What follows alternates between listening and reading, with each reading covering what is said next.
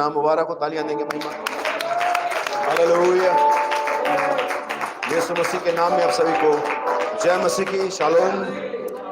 जैसे हम खड़े परमेश्वर के वचन को पढ़ेंगे, माफ करिए बहुत ज्यादा देर से आप खड़े हैं, लेकिन बाइबल में हमने शायद आज ही पढ़ा, धन्य है जो यहोवा के सेवक जो परमेश्वर के भवन में दिन और रात भर, हमें सिर्फ 4 घंटे की बात है, उसमें भी आपको 2.5 घंटा बैठने को मिलता है। प्रभु का नाम मुबारक हो। हम पढ़ेंगे यशायाह की किताब, उसका 60 अध्याय, उसकी पहली आयत। इज़ाया चैप्टर नंबर 60, पहली आयत में आपके लिए पढ़ूंगा, बल्कि मैं 30 आयत तक पढ़ता हूँ। Book of Isaiah chapter number 60 verse 1, 2 और 3। इज़ाया की किताब, उसका 60वां अध्याय, पहली 3 आयतें। उठ प्रकाशमान हो, क्योंकि तेरा प्रकाश आ गया है और यहोवा का तेज तेरे ऊपर उदय हुआ है। देख, पृथ्वी पर तो अंधियारा और राज के लोगों पर घोर अंधकार छाया हुआ है, परंतु तेरे ऊपर यहोवा उदय होगा और उसका तेज तुझ पर प्रकट होगा। जाति जाति के लोग तेरे पास प्रकाश के लिए और राजा तेरे आरोहण की प्रताप की ओर आएंगे। प्रभु क्या उसके पढ़े गए वचन को हम सभी बैठ सकते हैं। प्रभु आप सभी को आशीष दे। क्या महिमा की तालियां यीशु मसीह के लिए फिर से बजा सकते हैं? हालेलुया। यीशु मसीह का नाम मुबारक हो। आज की शाम के लिए, अच्छी गवाहियों के लिए, स्पेशल्स के लिए, प्रार्थनाओं के लिए, और हम विश्वास करते हैं कि प्रभु इन सारी बातों में हमारी मदद करेगा। क्या विश्वास करते हैं कि खुदा यहाँ पर मौजूद है?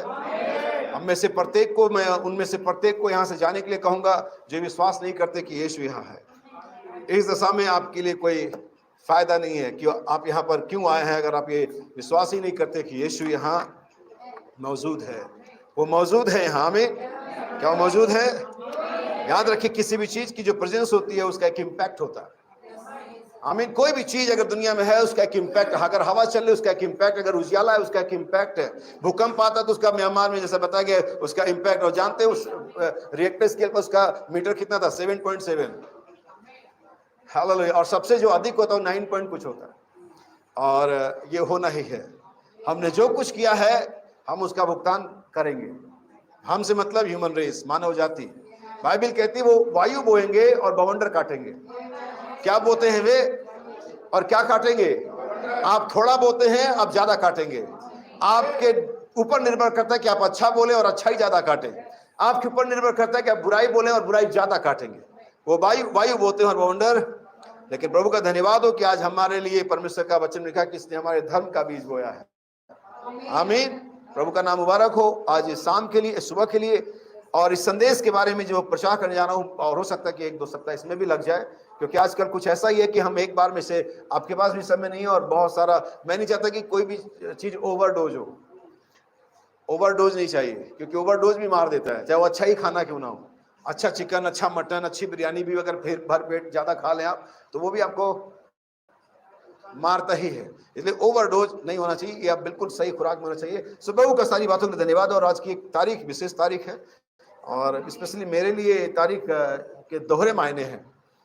एक तारीख जिसमें, जैसे भाई ने बताया कि हमारा नबी इस दुनिया में आया 6 अप्रैल 1909 में, और उसी दिन में हमारे बड़े भाई, हमारे पूर्व पास्टर भाई आमोस इस दुनिया से चले गए। सो ये मेरे लिए दोहरे मायने हैं इसके। लेकिन फिर भी मैं इन दोनों बातों के लिए धन्यवाद करता हूँ, क्योंकि बाइबल कहती है मसीह में जो मरते हैं वास्तव में उस मरते नहीं है, वो सोते। और हमारे पास एक ऑप्शन है, हमारे पास एक मौका है कि हम दोबारा, जैसा कि हम हर बरियल सर्विस में जब भी मैंने कहीं किया, तो मैंने जब वो ताबूत को अंतिम बार बंद करते तो मैं एक अनाउंसमेंट पादरी करता कि अंतिम बार इसे, लेकिन मैं ऐसे अनाउंसमेंट नहीं करता कि इसे अंतिम बार लोग देख लें।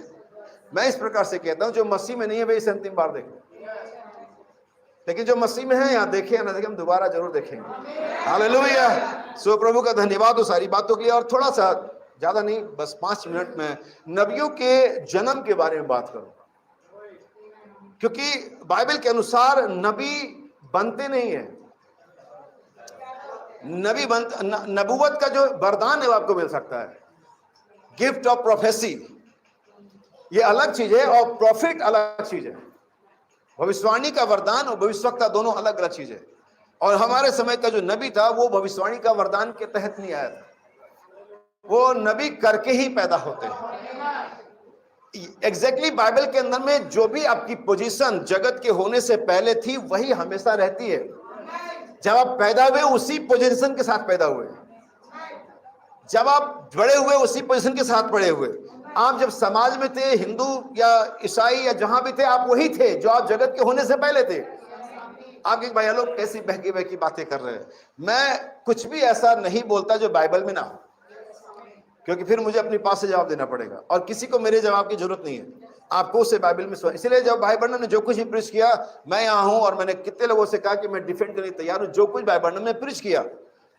और अगर आप मुझसे कहेंगे कि उनकी पर्सनल लाइफ, तो मैं आपकी और आपके उन पुराने नबियों की भी पर्सनल लाइफ पर उंगली उठा सकता हूं जो बाइबल में दर्ज है। चाहे वो नूह हो, चाहे वो सुलेमान हो, चाहे वो दाऊद हो, चाहे वो अब्राहम हो, यहां तक कि एलिया भी डरपोक था। क्या वो नहीं था? यस। पर्सनल लाइफ पर आप किसी के उंगली मत उठाइए।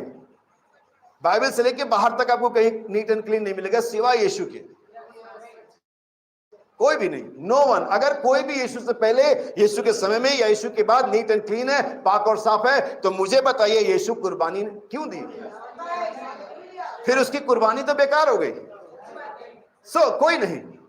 बाइबल में लिखा हुआ, क्लियरली लिखा हुआ, सब ने, कितने लोगों ने? How many? ज्यूस पापी हैं, प्रॉफिट्स नबी पापी हैं। यस, बाइबल कहती है वो अपने नबियों को मूर्ख ठहराता है। यस, ताकि उसकी प्रभुता, उसकी मेजेस्टी, उसका प्रताप बना रहे। आमीन। जैसे मूसा की सबसे पहले जो, जिसकी 5 किताबें बाइबल में पढ़ते हैं, मूसा की पहली 5 किताबें जिसे मूसा ने लिखा। और बहुत कम लोग ये जानते हैं कि मूसा का अपना खुद का नाम भी यहूदी नाम नहीं है। कितने लोग जानते थे इससे पहले? उसको नाम फिरौन की बेटी ने दिया था, और इसका ये इजिप्शियन नेम है, जिसका मतलब था पानी में से। बहुत सारे लोग एस्तर के बारे में भी नहीं जानते, लेकिन मैं फिर से बताऊं, एस्तर भी नाम कोई हिब्रू नेम नहीं है। एस्तर नेम बेबीलोनियन नेम है। एस्तर का असली नाम क्या था? हादस्सा। आपने हर बार 3 इब्रानी बच्चों का नाम पढ़ा होगा क्या? ये उनके असली नाम नहीं है, बाइबल पढ़ लेना, उनके दूसरे नाम है। हम कई बार, एक व्यक्ति ने कहा कोई नबी यरूशलेम से बाहर पैदा नहीं हुआ। मैंने कहा ग्रेट मोसेस के बारे में आपका क्या ख्याल है? वो मिस्र में पैदा हुआ था। एलिया का कोई फैमिली बैकग्राउंड हमें बाइबल में तो नहीं मिलता। गिलाद के परदेशियों में से क्यों मैंने ऐसा कहा? क्योंकि यिर्मयाह नबी के लिए परमेश्वर कहता है, जब मैंने माता के गर्भ में ही तो उस पर मन लगाया। प्रॉफिट, भविष्यवक्ता पैदा ही भविष्यवक्ता होते। जब यीशु मसीह मरा, तब भी राजा की कंडीशन में, पोजीशन में मरा, राजा की अवस्था मरा, और जब वो पैदा हुआ तब भी राजा था। यहूदियों का राजा कहां है जो पैदा हुआ है? कितने साल का था? आमतौर पे 2 साल के बच्चे राजा कभी नहीं हुए। हमारा वाला था। आमतौर पे मरने के बाद कोई ex prime minister, x king होता है, लेकिन हमारा तो मरने के बाद भी टंगा हुआ वहां पर तख्ती। यीशु मसीह यहूदियों का, देखा आपने? तो भविष्यवक्ताओं के पैदा होने का ढंग, उनके जीवन का ढंग बड़ा अजीब होता है। परमेश्वर ही उस तरह का लाइफ स्टाइल, उस तरह का सर्कमस्टांसेस उनको प्रोवाइड करता है, ताकि सिर्फ चुने हुए से पहचाने, और शेष लोग उनकी लाइफ स्टाइल पर ही सवाल करते रहे। नहीं, यीशु मसीह के लिए क्या था? हम इसकी बैकग्राउंड जानते हैं, हम इसकी माँ को जानते हैं, हम इसकी बहनों को जानते हैं। उस दुकान पर जिस पे एक बड़े का काम करता है, उस दुकान से मेरे घर की टेबल, सेंटर टेबल वहीं से बनी हुई है। वो यीशु मसीह के बारे में बस इतना ही जानता है। निकोदेमुस इतना जानता था कि तू परमेश्वर की ओर से गुरु होकर के, लेकिन इससे कहीं अधिक पतरस जानता था, इससे कहीं अधिक यूहन्ना जानता था, इससे कहीं अधिक वो व्यक्ति जानता था इसके में 6000 दुष्ट आत्माएं थी। वो इन फरीसियों, इन शास्त्रियों से कहीं अधिक जानते थे। जितना कि वो पढ़े लिखे लोग, सो कॉल्ड होली प्रीस्ट नहीं जानते थे, उससे अधिक मछुआरे जानते थे, उससे अधिक वेश्याएं जानती थी, उससे अधिक महसूल लेने वाले जानते थे, उससे अधिक कॉमन लोग जानते थे। हमें, मेरा सवाल ये होता है हमेशा इस प्रकार के लोगों से, इस प्रकार के लोगों से, वे सत्य के साथ क्या प्रोड्यूस कर रहे हैं और हम झूठ के साथ क्या प्रोड्यूस कर रहे हैं। पेड़ अपने फलों से, ये बहुत ही कॉमन एक तरह से क्राइटेरिया है किसी चीज को ऑब्जर्व करने का, पहचानने का। पेड़ अपने फलों से, कोई भी निकम्मा वृक्ष, यीशु के शब्दों की बात कर रहा हूं, अच्छा फल नहीं लाता, जो यीशु ने बोले। जिसको हम रेड लेटर बाइबल पढ़ते हैं। मैं रेड लेटर बाइबल पे यकीन नहीं करता। हमारे पास रेड लेटर बाइबल है और उसमें बहुत सारे पोर्शन, ऑलमोस्ट पुराने नियम में कम है, नया नियम में ज्यादा है, लगभग 35 पोर्शन रेड लेटर में लिखे हुए हैं। मैं पूछता बाकी 65% लेटर किसके हैं? अगर मैं इस हिंदी वाली बाइबल को रेड लेटर बाइबल बना दूं और उस रेड लेटर को निकाल दूं तो बाकी वचन किसके हैं? ये वास्तव में ऑल रेड लेटर बाइबल है। जब यीशु ने लहू को बहाया ये सारा रेड लेटर हो गया। पुराने दिनों में अगर आपने लिखे हो, लोग खून से चिट्ठियां लिखते थे। यकीनन कोई ना कोई ऐसा होगा, चलो ना भी हो। और आपने लिखे नहीं लिखे डजंट मैटर, लेकिन यीशु ने लिखे हैं। यीशु ने जो आपको प्रेम पत्र लिखा वो अपने लहू के द्वारा लिखा। आमीन। अपने लहू में भिगा करेंगे। सो हम खुदावन का उस पवित्र यीशु के लिए, उसके लहू के लिए, उसके पवित्र आत्मा के लिए, उसके वचन के लिए धन्यवाद देते हैं। क्या धन्यवाद दे सकते हैं यीशु मसीह का? हालेलुया। याद रखिए, नबियों को जानना, नबियों को पहचानना, ये आपका टैलेंट नहीं है, ये आपकी स्टडी नहीं है, ये गिफ्ट ऑफ गॉड है। परमेश्वर का वचन टेक्नोलॉजी पर, परमेश्वर का वचन थियोलॉजी पर, परमेश्वर का वचन विजडम पर रन नहीं करता है। जैसे हमारे फोन कोई एंड्रॉइड पर रन करते, कोई iOS पर रन करते, ठीक है, ऐसे हमारे फोन करते। ऐसे परमेश्वर का वचन टेक्नोलॉजी पर, थियोलॉजी पर, स्टडी पर, नॉलेज पर रन नहीं करता। परमेश्वर का वचन रन करता है गिफ्ट पर, वरदानों पर रन करता है। कितना आप जानते हैं इससे? आप परमेश्वर के वचन में कुछ नहीं है। आपको कितनी भाषाओं का जानकारी है, आप कितनी लैंग्वेज जानते हैं, आप कितनी हिस्ट्री जानते हैं, आप कितनी मिस्ट्री जानते हैं, इससे परमेश्वर आपको इस्तेमाल नहीं करेगा। परमेश्वर आपको इस्तेमाल करेगा आपके पास गिफ्ट ऑफ गॉड है या नहीं। आमीन। इसलिए याद रखिए, परमेश्वर के वचन को हम इतना अधिक प्रेम करते हैं कि हमारे लिए वास्तविक हो जाता है। आमीन। इसलिए आज मेरा जो विषय है वो आपको मिलता है मत्ती के सुसमाचार के 4 अध्याय के 5वें अध्याय के 14वें वचन में। मैं चाहूंगा कि भाई आप इसे पढ़े। आप अपनी माइक को तैयार कर लें, शायद अब वहां पर प्रॉब्लम नहीं होगी, तो अब माइक ऑन कर सकते हैं आप। 5 अध्याय उसका 14 वचन।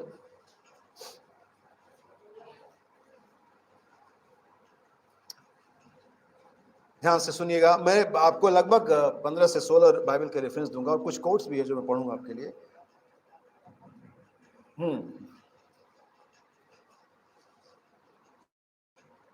तुम जगत की ज्योति हो। देखिए, सबसे पहली चीज यहां जो लिखी है, तुम जगत की ज्योति हो।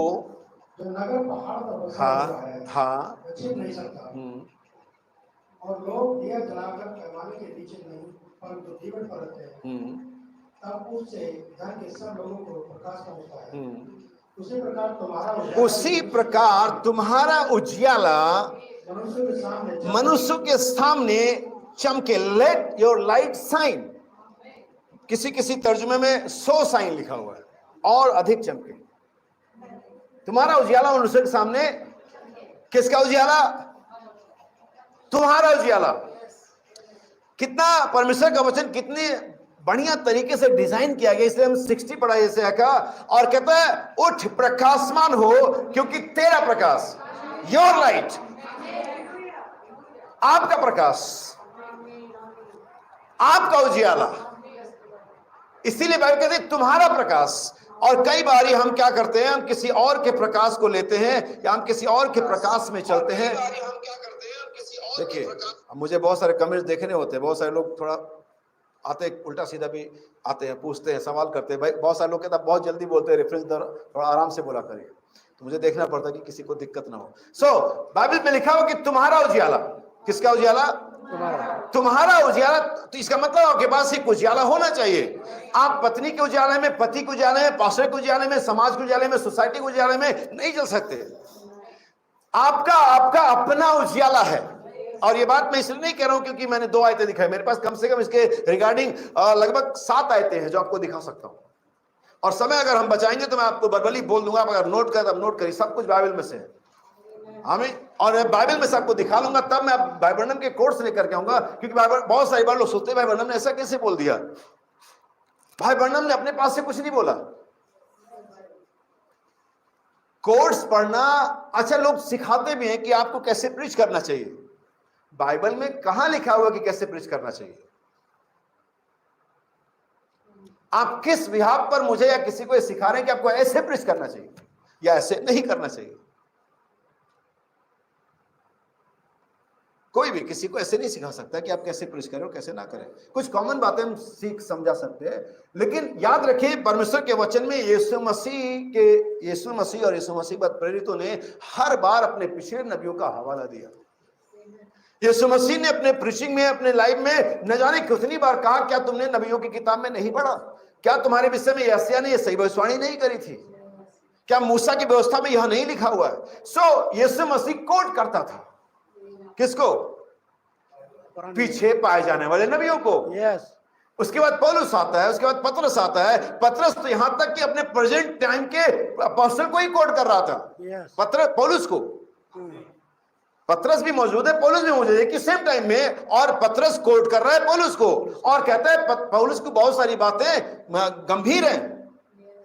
यस। नहीं कहता पतरस? यस। जिन्हें आसमान लोग खींचतान करके, न चंचल लोग खींचतान करके अपने नाश का, यानी कि एक व्यक्ति जो वहां पर मौजूद है और एक व्यक्ति जो प्रीच कर रहा है वो खुद उसको कोट कर रहा है।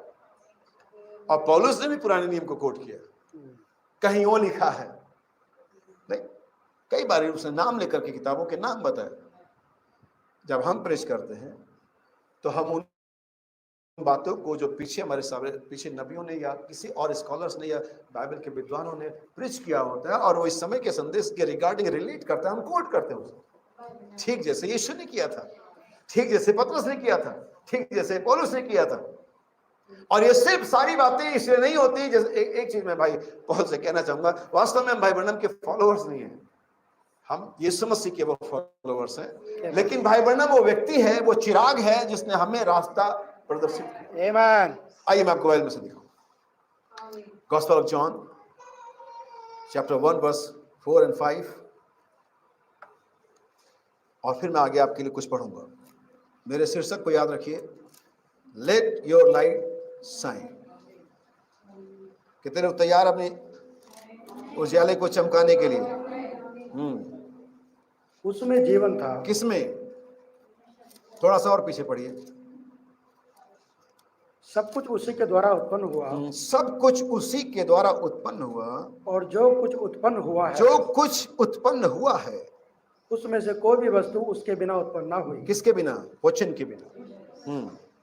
उसमें जीवन था। किसमें? Yes sir. और वह जीवन मनुष्य वचन के बाहर कोई जीवन नहीं है। एक बिलीवर वचन के बाहर जीने की कल्पना भी नहीं कर सकता। आप एक मछली को लें और पानी में से निकालें और उसे कहें तू कितनी देर जिंदा रह सकती मछली? अब एक पेड़ को लें, जमीन से उसको डिस्कनेक्ट कर दें और वो पेड़ कितनी देर तक जिंदा रहेगा और फल देगा? कुछ ही देर तक नहीं, क्योंकि वो जमीन, वो जो वृक्ष के लिए जीवन है, वो जो मछली है उसके लिए पानी, उसका वो उससे अलग होकर के जी नहीं सकते। ऐसे एक बिलीवर परमेश्वर के वचन से अलग होकर के जीने की कल्पना भी नहीं कर सकता। यीशु ने कहा तुम मुझसे अलग होकर के कुछ नहीं कर सकते। जो डाली मुझ में रहती है, आमीन, कनेक्ट रहती है, ग्लोरी, वो फलेगी। आमीन। आमीन। जॉन सैरेट के बगीचे में क्या कहानियां भाई ब्रनम ने क्या स्टोरीज बताई थी। जॉन सैरेट के बगीचे में एक पेड़ था जो एक खट्टा और रेशे वाले फलों का एक पेड़ होता था, और उस पर संतरा भी था, उस पर चकोतरा भी था, उस पर नींबू भी था, उस पर गलगल भी था, और जो भी खट्टे और रेशे वाले फल होते सब पे, सब उस पर थे, एक ही पेड़ पे। भाई ब्रनम कहते जॉन ये किस प्रकार का पेड़ है? भाई ब्रनम, वो जॉन बताता, भाई ब्रनम बात ऐसी है, ये है तो वास्तव में संतरे का पेड़। तो बोले ये इसमें नींबू और गलगल ये सब कैसे आ रहे हैं? तो बोला हमने इसमें कलम किया हुआ है, तो जो कलम की हुई डाली है उसमें वही फल आएगा जो वो है। तो कहते हैं लेकिन ये जीवन कहां से लेते हैं? जीवन तो उसी मूल पेड़ से लेते हैं। अगर आप रोमियो की पत्री पढ़ेंगे तो बाइबल कहती है तू डालियां अपने आप पर घमंड ना कर, क्योंकि ये डालियां ने जो वृक्ष को संभालती हैं या तने को संभालती है, जो जड़ है वो डालियों को संभालता है। आमीन, आमीन। सो ये सारी संस्थाएं, मेथोडिस्ट, बैप्टिस्ट, कैथोलिक, और कई बार मैं बोलता हूं एंटी मैसेज भी, सब उसी वृक्ष में कलम की गई हैं, लेकिन ये फल अपने ला रही हैं। इंडिया मैसेज का फल ले आ रहा है, मैं कैथोलिक का फल आ रहा है, मैथोडिस्ट का फल आ रहा है। लेकिन अगर कभी उसमें से जॉन अगर इसमें से कभी कोई अपनी डाली निकलेगी तो उसमें क्या आएगा? भाई ब्रैनम से जॉन सेरेट कहता है अगर इसकी अपनी कोई डाली निकलेगी तो उसमें संतरा ही आएगा। आमीन। क्या ये वो डाली है यस। जो प्रेरितों के काम में फिर से निकल रही है? और अगर उसमें वो प्रेरितों काम से फिर से आएगा तो वही काम होंगे जो प्रेरितों के काम के दिनों में हुए। हालेलुया। जो डाली मुझ में रहती है वो फल लाएगी। उसके बिना जीवन की कल्पना करना भी बेईमानी है। सुनिए, उसमें जीवन था उसमें उस वचन में जीवन था और वह जीवन मनुष्य की ज्योति थी। और वह, यही है जहां पर मैं आपको लाना चाहता हूं, और वह जीवन मनुष्य की ज्योति थी। ज्योति थी। Late your light shine. तुम्हारा उजियाला चमकना चाहिए। अगर आप में जीवन है तो कुछ चमकेगा। अगर आप में जीवन है तो कुछ मूवमेंट होगा। अगर आप में जीवन है तो कुछ बढ़ेगा। लाइट के जो पर्पज है बहुत आश्चर्यजनक है। लाइट के बिना किसी भी तरह की खुशी का, एक्साइटमेंट का कल्पना नहीं किया जा सकता। लाइट क्या लाता है? एक्साइटमेंट लाता है, जॉय लाता है। आमीन। आमीन। आजकल के बच्चे तो पीली लाइट नहीं जानते, ये तो अंधेरा तो क्या ही जानेंगे, ये तो एलईडी वाले जनरेशन है नहीं। और आने अगर जनरेशन आगे बढ़ी थी तो लेजर और रेजर जो भी आएगा। लेकिन हमारे जमाने में लाइट का महत्व होता था। वो जब लाइट आती थी पूरे गांव में पता चलता था लाइट आ गई। आज भी पता चल जाएगा। कभी ब्लैकआउट होने था लगभग 12 घंटे का, फिर तुम्हारे जनरेटर, तुम्हारे इन्वर्टर सब खत्म होने, फिर तुम्हें लाइट की उस दिन वैल्यू पता चलती है नहीं।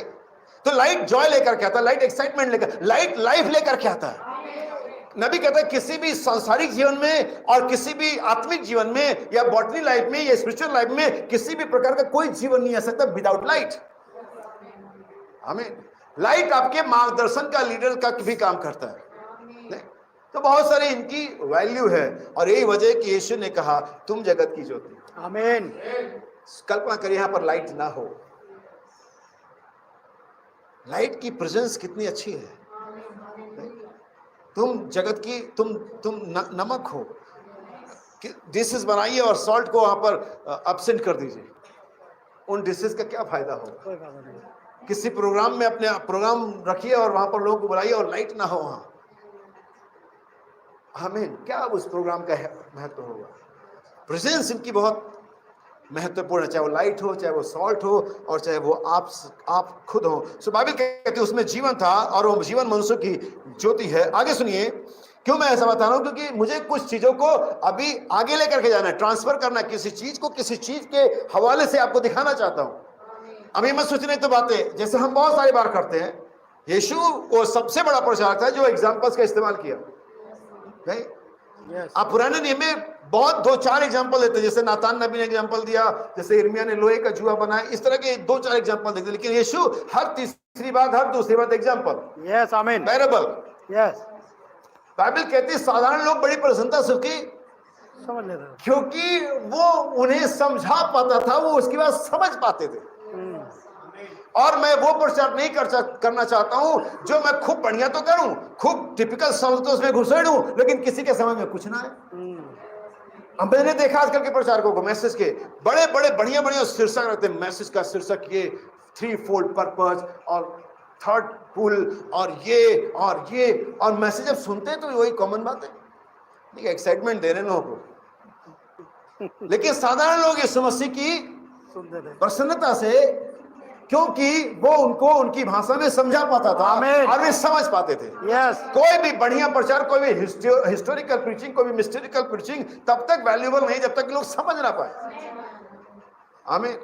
सो बाइबल में क्या लिखा हुआ सुनिए, और ज्योति अंधकार में चमकती है, ज्योति अंधकार में चमकती है और अंधकार उसे ग्रहण ना किया। और बाइबल में आगे पढ़ेंगे, इसी चैप्टर में आगे जाएंगे तो क्योंकि अंधकार ज्योति को क्यों नहीं ग्रहण करता? क्योंकि उनके काम बुरे हैं। यही कारण है कि एक सच्चे बिलीवर को कोई अपने घर में ज्यादा दिन टिकने के लिए एग्री नहीं होता। एक सच्चे बिलीवर के साथ ज्यादा दिन तक फेलोशिप नहीं कर, क्योंकि वो सच्चा है और उनके काम ऐसे ही है। उनको हर समय फोन देखना, उनको हर समय गंदे गाने गाने, उनको हर समय गाली दे के बात करनी है। यार ये जाए तो मेरा कुछ भी, हम भी थोड़ा फ्री हो जाए। तो अंधकार के लोग ज्योति के संतानों को, वो उसका कारण ये नहीं कि प्रॉब्लम में उनको कुछ आता है, प्रॉब्लम है कि उनके काम बुरे हैं। सही बात है। आप जानते हैं यीशु मसीह को उन्होंने क्यों मारा? हम्म, कोई ज्यादा बड़ा रीजन नहीं था, सिर्फ इतना रीजन था कि उनका लाइफ और जो यीशु जी रहा था बहुत फर्क पैदा कर रहे बहुत थे। ज्यादा। उनकी यीशु जो जी रहा था उससे उनकी पोल खुलने लगी थी। उन्हें कहा अगर ये ज्यादा दिन टिक गया तो हमारा तो बोरिया बिस्तर बंद, दुकान बंद, शटर डाउन।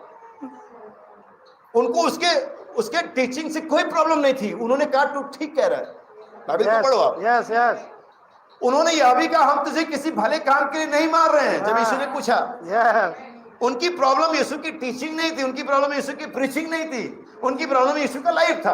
बस। आज भी है, आज भी ऐसे लोगों की प्रॉब्लम हमारा जीवन है, क्योंकि वो उसके साथ मैच नहीं कर पाते, उनको अनकंफर्ट फील हो रहा है, उनको लगता है इसके रहते हमारा तो मामला जम नहीं पाया। कल भी ऐसा था, आज भी ऐसा। बाइबल में लिखा, सुनिए,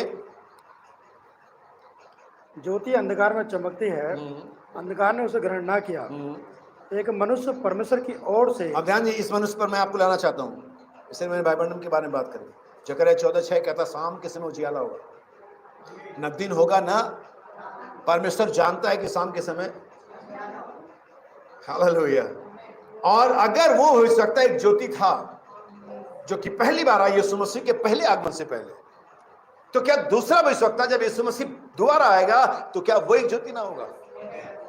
और सुनिए, ये मेरे शब्द नहीं है, ये यूहन्ना ने कलमबद्ध किए जो यीशु ने कहा है। सुनिए, एक मनुष्य परमेश्वर की ओर से, एक मनुष्य परमेश्वर की ओर से आ उपस्थित हुआ। ऐसे ही भविष्यवक्ता आते हैं, अचानक आते हैं। बादशाह का दूत अचानक अपने मंदिर में, एलिया अचानक वहां पर अपीयर होता है जब इजबेल की संख्या, इजबेल के फॉलोअर्स की संख्या बढ़ जाती है। क्या आप नहीं देख पा रहे?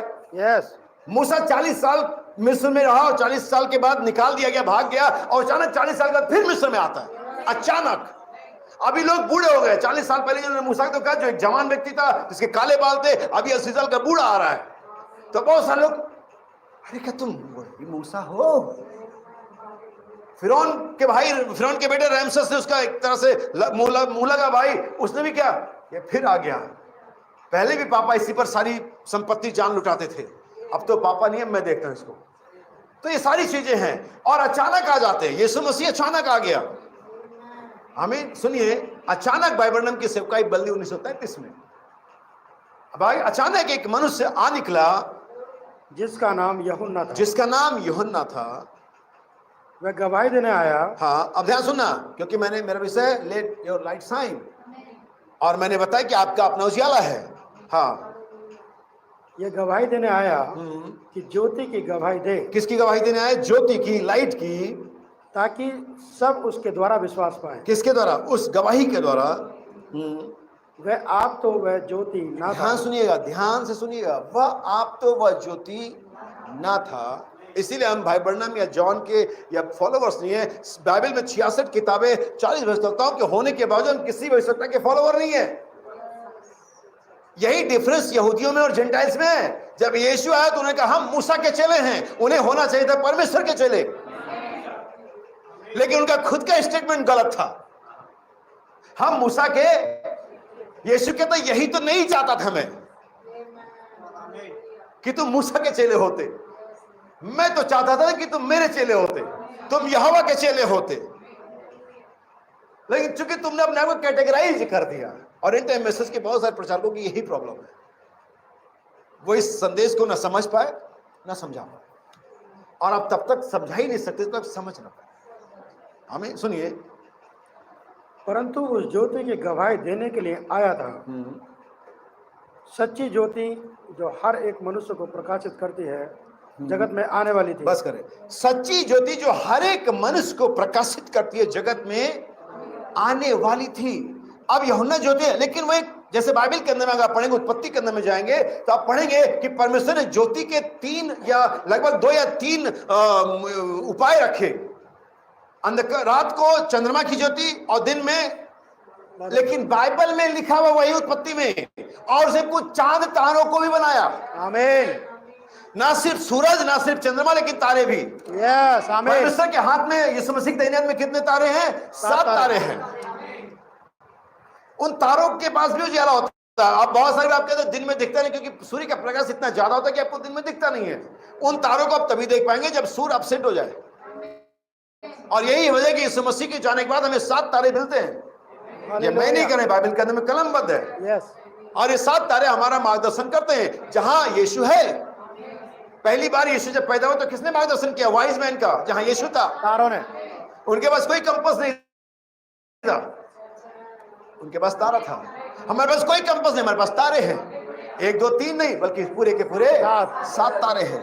सो याद रखिए, सच्ची ज्योति जगत में आने वाली जो सब मनुष्य को प्रकाश। आइए हम देखें अब यूहन्ना के बारे में। ये तो गवाही यूहन्ना की यीशु के बारे में, ये गवाही यूहन्ना की है यीशु के बारे में। यीशु। लेकिन आइए हम यीशु की गवाही सुने यूहन्ना के बारे में। हालेलुया, हालेलुया, आमीन। यही तो बाइबल का मुझे अच्छा लगता है। आमीन, ये तो आमीन। यूहन्ना की गवाही यीशु के बारे में, लेकिन यीशु ने भी गवाही दी यूहन्ना के बारे में। Gospel of John chapter number 5 verse number 35, यूहन्ना का सुसमाचार 5वां अध्याय 35 आयत। बल्कि 34 से आप पढ़े। परंतु मैं अपने विषय में नहीं। अगर आप हेडिंग पढ़ते, अगर नई वाली बाइबल तर्जुमा हिंदी का, तो ऊपर क्या यीशु के संबंध में यूहन्ना की गवाही। लेकिन अब सुनिए यहाँ पर, परंतु मैं अपने विषय में हाँ, मनुष्य की गवाही नहीं अब चाहता। ये यीशु बातें कर रहा है, ये यूहन्ना नहीं बातें कर रहा है, लेकिन ये यीशु बातें कर रहा है। हाँ, तो भी मैं ये बातें इसलिए कहता हूँ कि तुम्हें उद्धार मिले। वह तो जलता और चमकता हुआ दीपक था। वह तो कौन? यूहन्ना। वह तो जलता और चमकता हुआ दीपक था। दीपक था। क्या आपने बाइबल में पढ़ा? साम 105 वर्स नंबर 19, तेरा वचन मेरे पांव के लिए दीपक है। आमीन। भविष्यवक्ता अगर आपके पास ना हो, आप एक कदम आगे नहीं बढ़ा सकते। इजराइल अपने नबियों के द्वारा देखता था, नबियों के द्वारा चलता था, नबियों के द्वारा जय पाता था। और जब उन्होंने नबियों को ठुकराया, वे हमेशा पनिशमेंट में, बंधुआई में और परेशानी में पड़ गए। परमेश्वर अपने प्लान को या अपने तरीके को कभी नहीं बदलता। अपना मुखौटा तो बदलता, लेकिन अपना तरीका कभी नहीं बदलता। सुनिए, और तुम्हें कुछ देर तक उसकी ज्योति में। देखिए, सूरज की जो ड्यूरिंग शाइनिंग टाइम है वो सबसे लंबा है, चांद से भी लंबा है, तारों से भी लंबा है। तारों का प्रकाश आता है, लेकिन जैसे ही वो बहुत देर तक नहीं होता है। नॉर्थ स्टार, उत्तरी तारा, आपको कितनी देर तक दिखता है? 10 या 15 मिनट। लेकिन वो सिर्फ एक गवाही देता है, अनाउंसमेंट करता है कि अब असली ज्योति आ रही है। और यही यूहन्ना था, यही कोई भविष्यवक्ता होता है। क्या पढ़ा हमने यूहन्ना 1:5 में? सच्ची ज्योति जगत में आने वाली। लेकिन इससे पहले कि सूरज उदय हो, एक नॉर्थ स्टार आ जाता है वहां पर। आमीन। ये बताने के लिए कि सच्ची ज्योति आने वाली है। वो एक दीपक था जिसकी रोशनी में तुम्हें कुछ देर चलना। Yes sir. और ये अगर आप पुराने समय के सभ्यता को जानते हो, जैसा कि मैंने देखा है, भाई प्रकाश भी जानते होंगे, पुराने दिनों में इससे पहले कि सूरज निकले ऑलमोस्ट काम निपटा लिए जाते थे। मेरी माँ वहां पर चक्की पीसती थी, लगभग हम 8 भाई बहन थे। आप तो गेहूं धोने का भी लफड़ा नहीं है, चक्की पीसने की तो बात बहुत दूर है। पिसा आटा, और मशीन भी गूंथने वाली आती है, बनाने वाली। प्रॉब्लम यह नहीं है कि ये सब आते, प्रॉब्लम यह है कि इसके बाद भी टाइम नहीं है। हमने जितना टाइम को बचाने की कोशिश करी, हाथ से रेत की तरह निकलता गया। आप बचा ही नहीं सकते, क्योंकि जाते साथ में दूसरे का टाइम सेल भी नो मोर। आप बचा के दिखाओ मुझे, सारे इक्विपमेंट ले लो, सारी सुविधाएं ले लो, टाइम बचा के दिखाओ। जो चीज परमेश्वर ने कह दिया निकल रही, खत्म हो रही, तुम कैसे बचा लोगे? हालेलुया। सवाल कहते हैं उसकी दीप ज्योति में, उसकी रोशनी में तुम्हें थोड़ी देर चलना। हमने पढ़ा कि वो एक चमकता दीपक था, लेकिन हमने यह भी पढ़ा कि उसके बाद एक प्रकाशित महान ज्योति आने वाली थी। आमीन। और वो ज्योति कौन थी? वो स्वयं यीशु मसीह था। John chapter number 8 verse number 12, यूहन्ना का सुसमाचार 8 अध्याय 12 वचन। आपको ज्योति के बारे में टीचिंग मिलेगी। हालेलुया। सुनिए, तब यीशु ने, यूहन्ना का सुसमाचार 8 अध्याय 12 वचन। तब यीशु ने फिर लोगों से कहा, हाँ, जगत की ज्योति मैं हूं। जगत की ज्योति यूहन्ना या नबी या कोई भी भविष्यवक्ता रूपी तारे उस समय के लिए लोगों के लिए ज्योति होते, जो उन्हें असली ज्योति के पास ले जाते हैं। क्या नहीं होते वो? यस। लेकिन असली ज्योति जिसके पास हमें जाना है, जिसको हमें फॉलो करना है, वो यीशु है। नबी को नबी इसलिए नहीं कि तुम मेरे पीछे आओ, लेकिन नबी इसलिए था कि हम यीशु के पीछे लगाए। आमीन। सो यीशु का जगत की सच्ची ज्योति मैं हूं। जो मेरे पीछे हो लेगा, जो मेरे पीछे हो लेगा, वह अंधकार में ना चलेगा, वह अंधकार में ना चलेगा, परंतु जीवन की ज्योति पाएगा। ज्योति पाएगा। किसकी ज्योति पाएगा? आइए एक और आगे बढ़े, इसके नेक्स्ट चैप्टर में है 9 अध्याय। अब इस सेंटेंस को समझ लेना। 9 अध्याय उसका 5 वचन। सेंटेंस बहुत जरूरी है कि किस प्रकार से, किस वे में से कहा गया है। हमें बहुत सारी बार लोगों ने बोले कि पास्टर लोगों को कमेंट नहीं करना चाहिए, ऐसे नहीं कहना चाहिए। बाइबल के अंदर में हम पाते हैं यीशु मसीह ने एक बार कमेंट मारा था। किसके लिए मारा था आपको मालूम है? हेरोदेस के लिए। जाकर उस लोमड़ी से कह दे। आमीन। हम जानते हैं हेरोदेस लोमड़ी नहीं है, लेकिन यीशु मसीह ने सब पास्टर्स के लिए है थोड़ा बहुत कंसेशन, सबके लिए नहीं। बहुत सारे पास्टर कहता तो हम भी करेंगे, जैसे आजकल ईसाई कर रहे हैं। यीशु मसीह ने उपवास रखे तो हम भी रखेंगे। मैंने कहा तुमने पढ़ा नहीं बाइबल को? उन्हें 40 दिन 40 रात अकेले रखा था, इकट्ठे रखा था। तुम तो खाली दिन में रख रहे हो। रखना तो इस तरह से रखो, हम भी तुम्हारे साथ आएंगे और तुम्हारी कब्र के इंतजाम भी कर देंगे हम 41वें दिन, क्योंकि यही होना तुम्हारे साथ।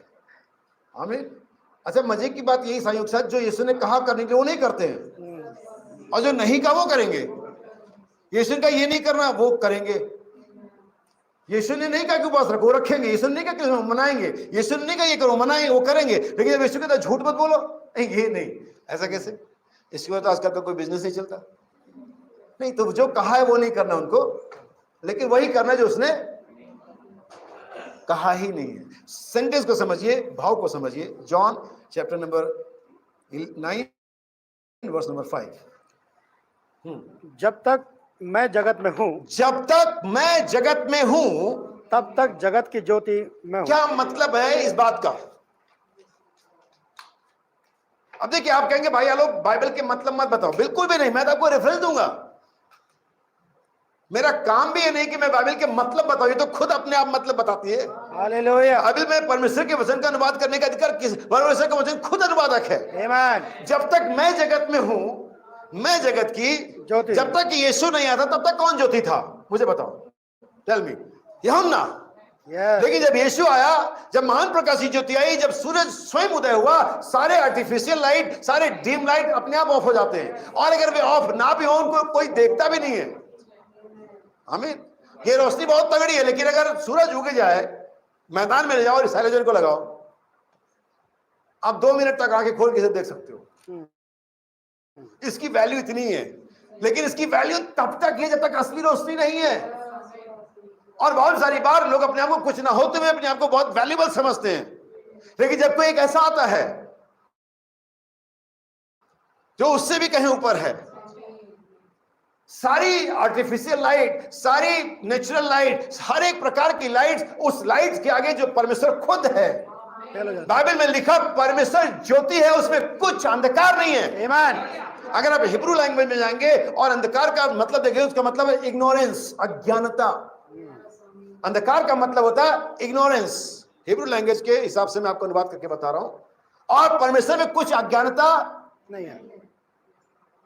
हिब्रू लैंग्वेज में अगर आप नॉलेज का अनुवाद करेंगे हिब्रू के हिसाब से, तो नॉलेज का जो अनुवाद बनता है वो होता है लाइट। इसी का उज्याले में जो चलेगा ठोकर नहीं खाएगा, उसका मतलब है नॉलेज, समझ। जिसके पास समझ होगा वो ठोकर नहीं खाएगा। जैसे कि भाई आमोस कहते थे, लोग कहते मुझे ठोकर लग गई। भाई आमोस कहते टॉर्च रखो ना। सही बात है। तुम्हें तो ठोकर इसी लगी कि मेरे पास लैंप नहीं था, टॉर्च नहीं था, वरना तुम टॉर्च लेके चलते तो ठोकर। अगर तुम्हें परमेश्वर के वचन की समझ होती, अच्छा उसने ये किया, अब मुझे ये देख के तो वो पादरी होकर कैसा किया। अगर तुम्हें वो टॉर्च होता तो तुम्हें लगता कि हार मनुष्य झूठा है, हार मनुष्य झूठा है, कोई भी गिर सकता है। मुझे तो कोई बिशप गिर जाए, कोई पोप गिर जाए, कोई बहुत धार्मिक व्यक्ति पे विचार कर डाले, मुझे कोई ठोकर नहीं, तो मेरा टॉर्च है। मुझे नहीं ठोकर लगती कि उसने ये किया, उसने ये बोला, उसने ये खाया, उसने ये पहना। ये सिर्फ अज्ञानता की वजह से है। बाइबल कहता है परमेश्वर ज्योति है, उसमें कुछ अंधकार नहीं है। नहीं। उसका मतलब होता है इग्नोरेंस, और लाइट नॉलेज का अनुवाद होता है उजियाला। अगर आपके पास उजियाला है, इसका मतलब है परमेश्वर के वचन की सही समझ है, और जब समझ आपके पास आती है तो ये आपको परमेश्वर के वचन में चलना सिखाती है। सो यीशु ने जब तक मैं जगत में हूं, जगत की ज्योति हूँ। क्या, उसके बाद क्या, यीशु के बाद क्या? उसने कहा मैं थोड़ी देर है जगत में हूं, यस, थोड़ी देर के बाद मैं जगत में। यीशु ने यूहन्ना 14:12 में कहा जो काम मैं करता हूं वो तुम भी करोगे। आमीन। हर एक को फैसिलिटी, हर एक को रियायत, हर एक को एडवांटेज, हर एक को सहूलियत, हर एक को वादा जो यीशु के लिए है वही उसकी दुल्हन के लिए भी है। आमीन।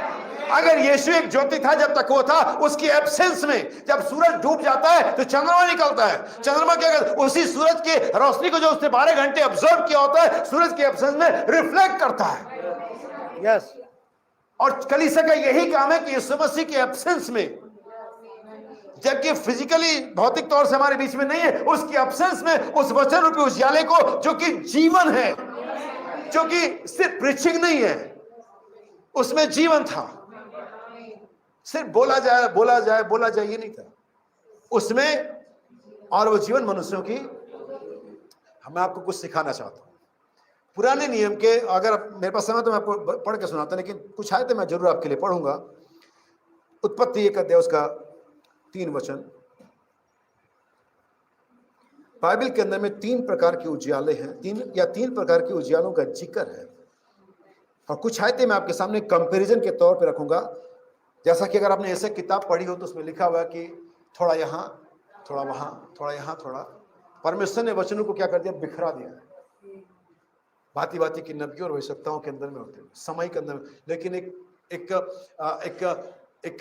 समझ आती है, एक अंडरस्टैंडिंग आती है जो उन सारे वचनों को लेती है और उसे एक माला में पिरोती है। जैसे आप पजल गेम को सॉल्व करते हैं, वैसे ये वचन है। हमें एक ऐसा माइंडसेट चाहिए, एक ऐसी बुद्धिमत्ता चाहिए, इंटेलिजेंस चाहिए, जो इन वचनों को जो यहां वहां बिखरे हैं उन्हें एक कर दे। हालेलुया। सो आई हम 3 प्रकार के उजियालों का नाम आपको बता दूं। पहले उजियाले का नाम था दिन। आमीन। पहले उजियाले का क्या नाम था? दिन। दूसरे उजियाले का नाम है the glory of the most high, Sakina महिमा। आमीन। क्या आप जानते हैं इसे? Yes sir. अभी मैं दिखाऊंगा। तीसरे उजियाले का नाम है the light of the life, जीवन की ज्योति, जो यीशु स्वयं है। आमीन। तो पहले का नाम बताता हूं आपको, सुनिए। तब परमेश्वर ने कहा उजाला हो तो उजाला हो गया, और आगे बढ़े। परमेश्वर ने उजाले को देखा, परमेश्वर ने उजियाले को देखा, अच्छा है। तब परमेश्वर ने उजाले को अंधेरे से अलग किया, हाँ, और परमेश्वर ने उजाले को दिन, अंधेरे को उजियाले को क्या कहा? दिन। फर्स्ट जो लाइट। अभी सूरज नहीं बना है, ना, ये मत सोचना। सही बात है। अगर आप सूरज को देख करके सोचते कि मैं तो दिन में हूं, तो मुझे आपसे बताने दो, आप अंधकार में हो। हालेलुया। अगर आपके जीवन में परमेश्वर के वचन का उजियाला नहीं है, मैनिफेस्ट वर्ड का उजियाला नहीं है, तो आप ये दिन में नहीं हो। अंधेरे में, क्योंकि मेरी बाइबल सिखाती है परमेश्वर के लिए उजियाला और अंधियारा एक समान है। एक समान। Yes sir. आपको लगता है आप दिन में हो। क्या यीशु ने उजियाले की संतान, अंधियारे की संतान की बात करी? करी। तो क्या जो अंधियारे के संतान उनके लिए दिन नहीं होता? फिर भी वो अंधियारे के संतान है। यस। क्यों? क्योंकि जो पहला दिन है जिसको उजियाला कहा गया, ये सूरज का प्रकाश नहीं है, ये तो परमेश्वर की प्रेजेंस का लाइट है। आमीन। ये तो लाइफ ऑफ गॉड है जो वहां पर प्रेजेंट हुआ। बाइबल कहते हैं गहरे अब जल पर अंधकार था, और जब तक परमेश्वर की प्रेजेंस कहीं भी, चर्च में, यूनिवर्स में और किसी भी घर में, लाइफ में परमेश्वर की प्रेजेंस नहीं आती, वो अभी भी डार्कनेस के अंदर में है। क्या मेरे साथ है? आमीन। वो अंधकार था और नहीं था? यस। कब तक? जब तक खुदा नहीं आया। लेकिन परमेश्वर क्या आते ही परमेश्वर जो पहली चीज अपने मुंह से बोली, जो पहला चीज परमेश्वर के मुंह से अनाउंसमेंट हुआ, जो शब्द निकले, वो ये था, लेट देयर बी लाइट। आमीन। आप किसी कमरे में जाएं और आपको मालूम है कि सब कुछ अस्त व्यस्त है, और सोफा अलग जगह पर है, पानी का बोतल अलग जगह पर है, टेलीविजन अलग जगह पर है, और सब कुछ अस्त व्यस्त है। भूकंप आया वहां पर पहले से, तो आप कुछ नहीं कर सकते जब तक कि आप लाइट न जलाएं। यस। हमें यस कोई भी काम आरंभ इससे पहले कि हो लाइट आना चाहिए। यस, बिल्कुल सही बात। ओह, बाइबल कितनी शानदार है, आमेन आमेन। कितनी शानदार है। यस अगर उत्पत्ति की किताब पढ़ेंगे, दूसरा अध्याय पढ़ेंगे, लिखा हुआ है तब जो अंधकार में बैठे थे उन पर एक ज्योति चमकी। Yes amen. वो कौन से अंधकार में बैठे थे? कहीं ऐसा कोई वाक्य मैंने लिटरली तो नहीं पढ़ा कि कोई डार्क रूम में था और यीशु डार्क रूम में चले गया, लेकिन लिखा हुआ अंधकार में। कौन सा अंधकार? जहां परमेश्वर नहीं है। जिस चर्च में, जिस फैमिली में, जिस लाइफ में परमेश्वर नहीं है, वो अंधकार में है। लेकिन बाइबल का उठ प्रकाशमान हो, क्योंकि तेरा प्रकाश आ पहुंचा, लेट योर लाइट शाइन, क्योंकि तेरा प्रकाश आ पहुंचा। आ पहुंचा है। हालेलुया, आमीन। अगर पढ़ेंगे दूसरा कुरिन्थियों 4 अध्याय 6 वचन, परमेश्वर ही इसने कहा उजियाला हो। हमने पढ़ा भी, परमेश्वर ने क्या कहा? उजाला हो। कहां पर? हमने उत्पत्ति उत्पत्ति 1:3 में। 1:3 में। लेकिन अगर पढ़ेंगे दूसरा कुरिन्थियों 4 अध्याय 6 वचन, तो वहां पर पौलुस कहता है परमेश्वर ही है जिसने कहा और वही तुम्हारे मनों में चमका। आमीन। पहले वो उजियाला उत्पत्ति के अंदर में इस भूमंडल पर चमका, लेकिन अब वो उजियाला हमारे मनों में चमका। आमीन। इसलिए अगर आपका दिल अंधकार में है, डार्क से भरा हुआ है, आप कुछ नहीं कर सकते। लेकिन जब वचन हृदय में आता है, वचन जब हृदय प्रज्वलित हो जाता है और जिसके मन में दीपक जलता है, उसके चेहरे पर उसका रिफ्लेक्शन आता है। आमीन आमीन। अगर किसी का मन उदास हो, वो चेहरे पर 36 इंच की स्माइल नहीं ला सकता। लेकिन अगर मन में प्रसन्नता हो और अगर धन आ गया हो, लॉटरी लग गई हो, और कितना भी छुपाना चाहे किसी को पता ना लगे, लेकिन पता लगाने वाले, क्योंकि आप छुपा नहीं सकते कि लॉटरी लग गई है। यस क्योंकि वो मन में चल रहा है ना कुछ। हालेलुया। अभी आपको कुछ डॉक्टर भी बताऊंगा, लेकिन पहले सुनिए, परमेश्वर ने दिन उजियाले को क्या कहा? दिन। दिन। पहला उजियाला जिसका नाम था दिन, डे, बिना सूरज के प्रकाश वाला। ये अभी भी सूरज का प्रकाश दिन नहीं होता है। आमीन। ध्यान समझना, मैं बस समझने के लिए बता रहा हूं कि दिन नहीं होता है। कहीं आप मुझे बाद में कहें नहीं भाई दिन तो है ये, बस समझने के लिए बता रहा हूं। आमीन। दूसरा जो प्रकाश है हम उसे कहते हैं सकाइना महिमा, the glory of the most high. जो पुराने नियम का तंबू था जिसके 3 आंगन थे, आप सभी इस बात को मेनोरे से कहते हैं, आप सभी जानते होंगे। उन तीनों स्थानों में उजियाले के अलग अलग प्रबंध थे। उजियाला देने के लिए अलग अलग इक्विपमेंट थे वहां पर। पहले आंगन में जो उजियाला था वो स्वाभाविक था। सूरज का उजियाला जब तक वहां पर रहता था वो सारे काम होते थे। पहले आंगन में जो उजियाला था स्वाभाविक था, नेचुरल लाइट थी। लेकिन जो दूसरे आंगन में दीवट थे, क्या आप जानते हैं इसे? और दीवट में वो चर्बी से, जो पुराने दिनों में जो फैट्स होते थे उन्हीं से वो चिराग जलाया जाता था, उन चर्बियों को वहां पर लगातार डालते रहना था। और उन चर्बियों से दीपक हमेशा प्रज्वलित रहते थे। बाइबल में उनको, याजकों को चेतावनी दी कि दीपक कभी बुझने ना पाए। हालेलुया, आमीन। लेकिन जो थर्ड प्लेस है, इनर कोर्ट है, वहां पर अलग ही उजियाला था। कोई लाइट नहीं, कोई एलईडी नहीं, कोई जनरेटर नहीं, कोई इन्वर्टर नहीं, कोई बल्ब नहीं, कोई दीवट नहीं, फिर भी लाइट है। जैसे पहले दिन में कोई सूरज नहीं, कोई चांद नहीं, कोई तारे नहीं, फिर भी लाइट है। इसीलिए तीसरे कोर्ट में, इनर कोर्ट में कुछ भी नहीं है, लेकिन उजियाला है। आप कहेंगे भैया लोग आपको कैसे मालूम उजियाला है? बाइबल में लिखा हुआ है। मन्ना जब गिरता था तो एक दिन के लिए वैलिडिटी के साथ आता था, 1 डे वैलिडिटी। कितने दिन? एक दिन। एक दिन तक ये प्रिजर्व रहेगा, एक दिन तक सही रहेगा, दूसरे दिन ये, और वो मन्ना सड़ जाता था। चाहे वो मूसा बटोरे, चाहे काले बटोरे, चाहे यहोशू बटोरे, और चाहे कोरह दातान बटोरे, डजंट मैटर आप कौन है। मन्ने की वैलिडिटी एक ही दिन है। यस लेकिन जब उसी मन्ने को परमेश्वर ने अपने सेवकों से कहा इसे लो, यस, और इसे मर्तबान के अंदर में, सोने के उस दीवट के बीच में, उस सोने के संदूक के अंदर में जो मर्तबान है उसके अंदर में, नबी कहता उस मन्ने को कौन प्रिजर्व करता है? चलिए हो, नबी को हटा दीजिए। पौलुस इब्रानियों की पत्री में कहते हैं वो मन्ना आज भी वर्तमान है। उस मन्ने को कौन प्रिजर्व कर रहा है? वो लाइट, वो सकाइना महिमा, वो glory of the most high उस मन्ने को क्या करती थी? प्रिजर्व करती थी। इसलिए दूसरा उजियाला क्या था? Glory of the most high, Sakina महिमा। और तीसरा उजियाला हमने यूहन्ना 8 अध्याय 12 वचन पढ़ा, जगत की सच्ची ज्योति मैं हूं। यहां तक कि उजियाला ही नहीं, उस मंदिर में 3 आवाजें भी थी। मैंने इसे बताया पहले में। पहले आंगन में मेमने की आवाज थी। क्या, किसकी आवाज थी? मेमनों की, जहां जिन्हें ज़िबा किया जाता था। क्या नहीं थी वो? दूसरे आंगन में याजकों की आवाज थी, जो उनके लिए, जिनके लिए वो मेमना जीवा करके उनके मीडिएटर का काम करते, वो याजकों की प्रार्थना थी। क्या यीशु मसीह में मेमने की आवाज नहीं है? यीशु मसीह अपने आप में वो तीनों रूम को, तीनों कोड को कंप्लीट है। वो पूरा का पूरा पुराना नियम यीशु मसीह एक सिंगल पर्सन में कंप्लीट होता है। आमीन। और यीशु मसीह में तीनों उजियाला है। वो दिन का उजियाला भी है और सकाइना महिमा वाला उजियाला भी है, और परमेश्वर के जगत को जो जीवन की जो ज्योति है उसका उजियाला भी यीशु में है। ये तीनों आवाजें यीशु मसीह में कैसे? मेमने की आवाज इसमें है, क्या नहीं है? आमीन। हे पिता इन्हें माफ कर। अगर आप पढ़ेंगे यूहन्ना 16-17 अध्याय पढ़ेंगे, याजकी प्रार्थना वहां, तो दूसरे आंगन की आवाज जो याजकी आवाज है, प्रीस्टहुड की जो बातें हैं वो यीशु मसीह में। आपको पढ़ना चाहिए यूहन्ना 16-17-18 अध्याय। और तीसरे आंगन में जो कि इनर कोर्ट था, जिसमें था परमेश्वर की आवाज, द वॉइस ऑफ गॉड। और ये वॉइस ऑफ गॉड भी यीशु मसीह में थी। जब यहूदा से पकड़वाने के लिए आया और उसे पूछा, तब जब यीशु का मैं हूं, तो बिना धक्का दिए, बिना लड़े, ना सिर्फ यहूदा बल्कि पलटन, लिखा पलटन, यस, सिर्फ यहूदा अकेला नहीं, पलटन गिर पड़े। ये क्या था? Voice of God. यस, ये अंदरूनी पर्दे का, अंदरूनी इनर कोर्ट की आवाज थी जो यीशु मसीह में थी। तो तीन उजाला, पहला दिन उजाला दिन, दूसरा सकीना महिमा, और तीसरा जीवन की ज्योति। तीन आवाजें, याजकों की आवाज, मेमने की आवाज, परमेश्वर की आवाज। और यही है जहां पर मैं आपको लाना चाहता हूं। अब मैं कुछ आयतों को आपके लिए कंपैरिजन में लेकर के आऊंगा, और इन आयतों को बड़े बारीकी से आपको समझना है। यूहन्ना पहला अध्याय 7 वचन, 5 अध्याय 55 वचन, 9 अध्याय 5 हमने पढ़ लिया, इसलिए हम सिर्फ 2 ही पढ़ेंगे।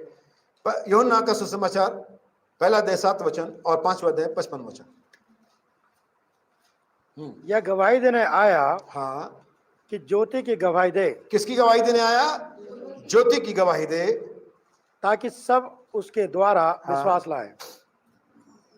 हाँ, वह ज्योति ना था, वह आप तो, वो हमने पढ़ा इसे, वह आप तो वो ज्योति ना था, आगे, परंतु उस ज्योति की गवाही देने के लिए आया था। अब आइए 5वें अध्याय के 55 आयत में, क्या है? 35। अब सुनिएगा ध्यान से।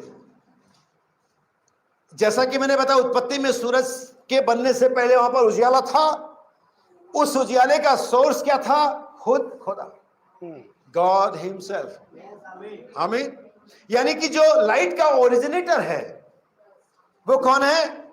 खुद परमेश्वर है। Amen. एक व्यक्ति बता रहा था, मुसलमानों का कोई धर्मगुरु किसी पॉडकास्ट में बता रहा, आजकल पॉडकास्ट बहुत चल रहा है, जिसको कहीं कुछ बताने का मौका नहीं मिलता, किसी पॉडकास्ट को अरेंज करता है पैसा दे करके।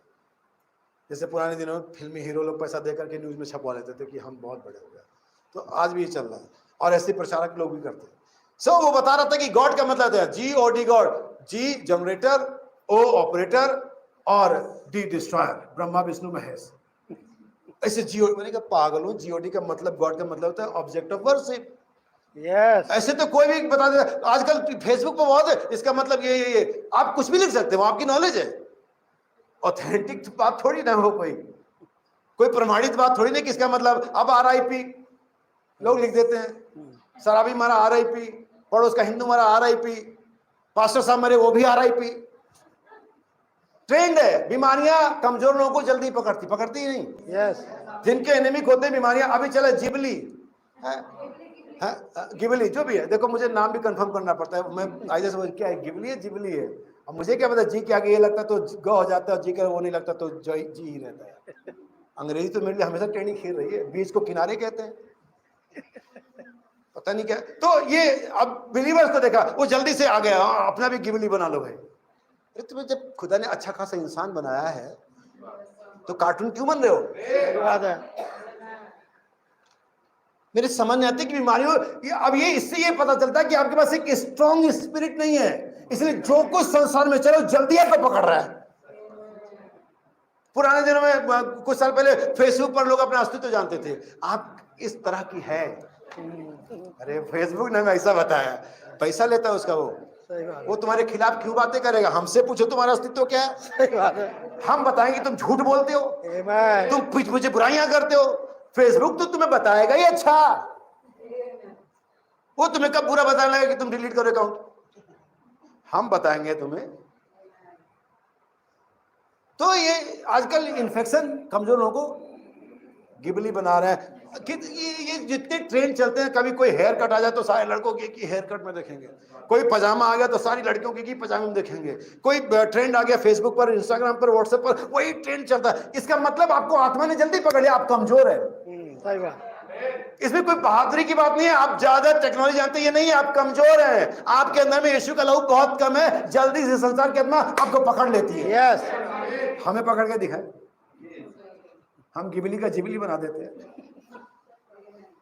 हमें वो एक चला था कोलाबरेटी, किसी को मालूम है कोलाबरेटी? एनीवन? यस। कितने साल पहले की बात है? 8 साल पहले। अब कहाँ है कोलाबरेटी? कच्चा बादाम किधर गया? पक गया। ये दुनिया के साथ चलने, अब आपको हंसी आ रही है, ये दुनिया के साथ चलने वाले ट्रेंड समय के साथ खत्म हो जाते हैं, घास मुरझा जाती है, बस पुराने हो जाते हैं, लेकिन परमेश्वर हालेलुया बना रहता है। इस ट्रेंड के चक्कर में पड़िए, यीशु मसीह हमेशा इसी ट्रेंडिंग में है। आमीन।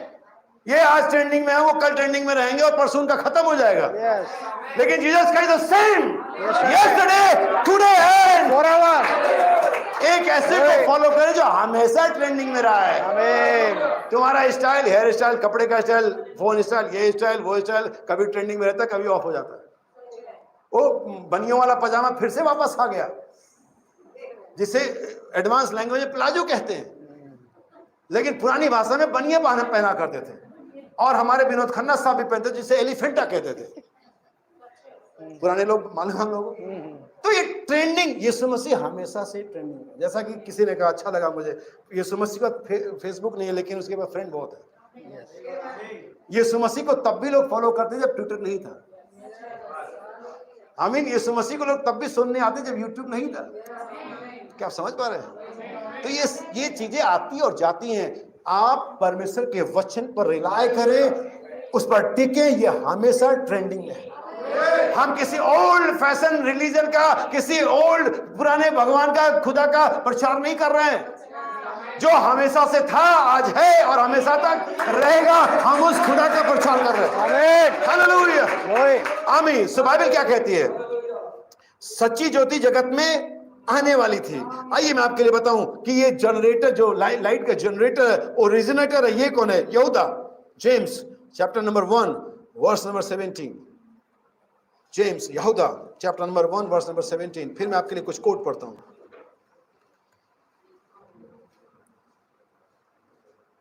सॉरी, ये याकूब होगा। यहूदा, सॉरी, मैंने यहूदा गलत बोल दिया। जेम्स याकूब है ये। पढ़े याकूब 17, 1 अध्याय 17 वचन।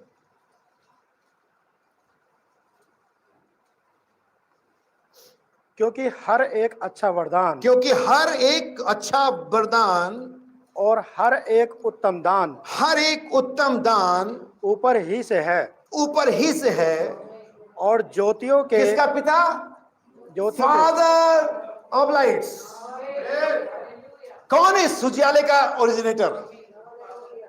फादर्स ऑफ लाइट, ज्योतियों के पिताजी, पिता की ओर से मिलता है। और अगर ज्योतियों की संतान, जैसा यीशु ने कहा था कि ज्योति की संतानें हैं, तो जरूरी है कि ज्योतियों का पिता भी हो। हर एक पुत्र, हर एक पुत्री, हर एक वो व्यक्ति जो आपसे शारीरिक तौर से जन्मा या आप जिसे जन्मे, उसके गुणों को लेकर के आते हैं। बीमारी के रूप में, अस्थमा के रूप में, बाल झड़ने के रूप में, ज्यादा बोलने के रूप में। क्या हम नहीं लाते अपने पिता के गुणों को जो हमारे शरीर में प्राप्त करते हैं? अगर शरीर वाले पिता का शारीरिक गुणों को हमने प्राप्त किया है, तो क्या हमारी आत्माओं के पिता के आत्मा का गुण हम प्राप्त नहीं करेंगे?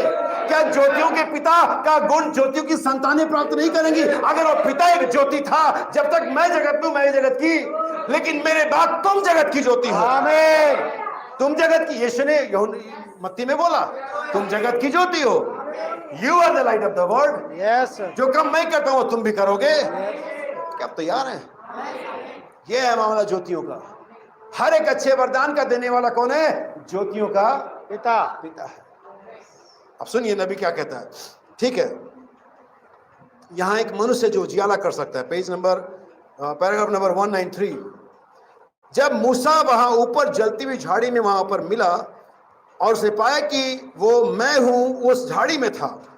मूसा वहां नीचे गया, वह उजियाला था। आमीन। इसमें कोई आश्चर्य नहीं कि कुछ धूल को ले सकता है, इसे उड़ा सकता है और कह सकता है धरती पर पिसवाने दो। इसीलिए जब आप अंग्रेजी में संदेशों के बाइबल को पढ़ते हैं तो ज्यादा हिट करता है। सिर्फ गालियां हिंदी में हिट करती हैं, बाकी सब बातें अंग्रेजी में हिट करती हैं। हमारे देश में ये लोग जो गालियां देते हैं तो अंग्रेजी में मजा नहीं आता, हिंदी में जो गालियां आती है वो बहुत अच्छी हिट करती है। अब ये जगह नहीं कि मैं आपको बताऊं कौन सी, लेकिन मैसेज उस प्रकार से हिट नहीं करता हिंदी में जैसे कि ये वास्तव में जिसका जो इसका भाव है। अगर आप इंग्लिश से पढ़ेंगे, let there be light and there was light, उजियाला हो नहीं गया लिखा हुआ है, और वहां उजियाला था। There was light, yes. उजियाला हो नहीं गया, क्योंकि जहां परमेश्वर हो उजियाला ना हो मतलब ही नहीं होता। आमीन। बाइबल हम कहते हैं मूसा वहां जलती झाड़ी में था, बर्निंग बुश में था, जो मैं हूं है वहां पर था, और वह उजियाला था। कौन? मूसा। और इसमें कोई असर नहीं कि वो धूल को ले सकता, उड़ा सकता था और कह देता तो यहां पर कुटकियां आ जाएंगी। उसके पास परमेश्वर का वचन था। क्या हुआ? धूल उड़ने लगी और अस्तित्व में वो कुटकियां अस्तित्व में आने लगते हैं। हालेलुया। क्यों? वह परमेश्वर के वचन के उजियाले का एक प्रकटीकरण था। कौन? मूसा। वह परमेश्वर के वचन के उजियाले का एक प्रकटीकरण था। मैं मिस्र में महामारी लाऊंगा। वह एक नबी था, उसने जो कहा वह पूरा हुआ। वह उस दिन का उजियाला था, वह परमेश्वर का उजियाला था। क्या आपने सुना? कौन? मूसा उस दिन का। आमीन। अगर मूसा उस दिन का उजियाला था, आमीन, तो आज हम कौन हैं? अपने दिन का उजियाला। हमें अगर मूसा अपने दिन का उजियाला था, कीलन इस दिन का उजियाला उसकी दुल्हन है। आमीन। आमीन। नबी कहता आगे इसी मैसेज में पैराग्राफ नंबर 99। वैसे ही आज है, परमेश्वर का वचन इस घड़ी पर पूरा हो रहा है। यही वो उजियाला है, यह स्वयं परमेश्वर से प्रकट हो रहा है। वह संसार का उजियाला था। क्या? यह स्वयं परमेश्वर से प्रकट हो रहा है। उजियाला किससे प्रकट हो रहा है? स्वयं परमेश्वर से प्रकट हो रहा है। Next one, page number 97, sorry paragraph number 97। यह परमेश्वर के दूत थे, पहाड़ी पर उजियाले को दिखाया ताकि अनंत उजियाले के लिए चरवाहों का मार्गदर्शन करें। देखो, यह केवल उजियाले के द्वारा आता है। क्या? मार्गदर्शन। जीवन केवल उजियाले के द्वारा आ सकता है। वे चरवाहे जानने के लिए रुके हुए थे। क्या जानने के लिए? कि मसीहा कहां है। हालेलुया। मैं लास्ट कोट पढ़ूंगा इस द मसाया। ये बहुत ही महत्वपूर्ण और ये थोड़ा लंबा पैसेज है, आपको थोड़ा पेशेंस दिखाना होगा मेरे साथ। क्या आप तैयार हैं? क्योंकि आज भाई विशाल नहीं है, इसलिए मुझे इसे खुद ही ट्रांसलेट करना होगा। इसलिए मैं कोई रिस्क नहीं लेना चाहता, क्योंकि वास्तव में इंग्लिश पहले ही बहुत हार्ड है मेरी। पेज नंबर नहीं है इसमें, पैराग्राफ संदेश नाम है मसीहा, पैराग्राफ नंबर 59। उसे प्रकाश जीवन मिल गया। शाश्वत जीवन परमेश्वर का प्रकाश है। शाश्वत जीवन, जब भाई हिंदी ये बहुत ज्यादा अच्छी हिंदी है, शाश्वत मतलब अनंत। अनंत जीवन परमेश्वर का प्रकाश है जो मनुष्य में निवास करता है। क्या आपने बाइबल की आयत को ध्यान दिया? उसमें जीवन था और जीवन मनुष्यों की ज्योति। इसलिए बाइबल में कहते हैं शाश्वत जीवन परमेश्वर का प्रकाश है जो मनुष्य में निवास करता है। हालेलुया। जो मनुष्य में क्या करता है? निवास करता है। Eld the spirit. मनुष्य के साथ क्या होता है? घुल मिल जाता है वो, जो मनुष्य में निवास करता है। जैसे जैसे वह आत्मा के प्रति समर्पित होगा, वह मनुष्य और अधिक परमेश्वर के जैसा होता चला जाए। कैसे? बहुत सारे लोग चर्च को डिवोटेड होते हैं, पास्टर को डिवोटेड होते हैं, सोसाइटी को डिवोटेड होते हैं, लेकिन नबी कहता है या बाइबल कहती है हमें परमेश्वर के प्रति समर्पित होना है, और आप जिसके प्रति समर्पित होंगे वैसे होते चले जाएंगे। आमीन।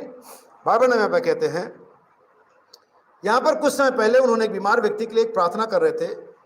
बीमार व्यक्ति के लिए प्रार्थना कर रहे थे।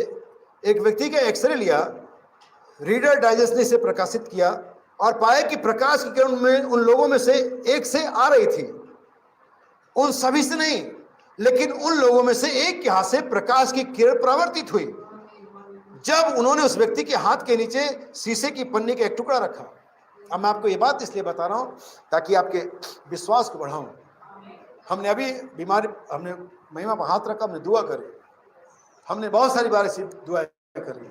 बाइबल में कहते हैं कि व्यक्ति, बहुत सारे लोग एक व्यक्ति के लिए प्रार्थना कर रहे थे और एक व्यक्ति से एक लाइट निकल रही थी, एक रेस जा रही थी। हमें यहां समझना, अंधकार के अंदर में कोई छाया कभी नहीं बनती। आपको आज ये जानना होगा कि आपके जीवन की जो परछाई, वास्तविक परछाई बनती क्यों बनती, क्यों काली आती है? क्योंकि आप में मृत्यु है। डेथ हम सब में, हमारे लिटरल लाइफ में इनबिल्ट है। लिसन, परमेश्वर ने आदम हवा से कहा जिस दिन इस फल को खाओगे इट मींस डेथ वहां पर प्रेजेंट थी। डेथ आई नहीं कहीं से, वो डेथ आपको हो गया के अंदर में, लेकिन जैसे आप आगे तोड़ते हैं डेथ आपको कैप्चर करती है। आपकी काली छाया बताती है कि आपके अंदर मृत्यु है, लेकिन आप कभी फ्लेम जलाइए माचिस का, मोमबत्ती का, आप मुझे परछाई दिखाइए, जीवन की कोई परछाई नहीं है। काली छाया संदेह की होती है, मौत की छाया। जो अंधकार की छाया में बैठे हुए थे, शाम भजनकार क्या कहता है, अगर मैं मौत की, अंधकार की छाया की वादियों में सो करके जाऊंगा। मौत के अंदर में छाया है, शैडो, लेकिन लाइफ के अंदर में कोई शैडो नहीं है, कोई छाया नहीं है। यही कारण है पिरामिड के अंदर में, जब मैंने एक बार बता दिया था कि पिरामिड की छाया नहीं बनती, लेकिन बाद में पता छाया बनती है। लेकिन जब पिरामिड के अंदर में लाइटनिंग की जाती है, जब उसमें उजियाला लगे, तब छाया नहीं बनती। आप मरोगे अगर आप में वचन का उजाला नहीं है, क्योंकि आप बाहर जाओ और परछाई देख लो, अपनी काली है, परछाई पड़ रही है, इसका मतलब मृत्यु आपके अंदर में है और एक दिन आपको खत्म करेगी। लेकिन जब परमेश्वर की जगह जीवन की ज्योति आप में जल जाती है,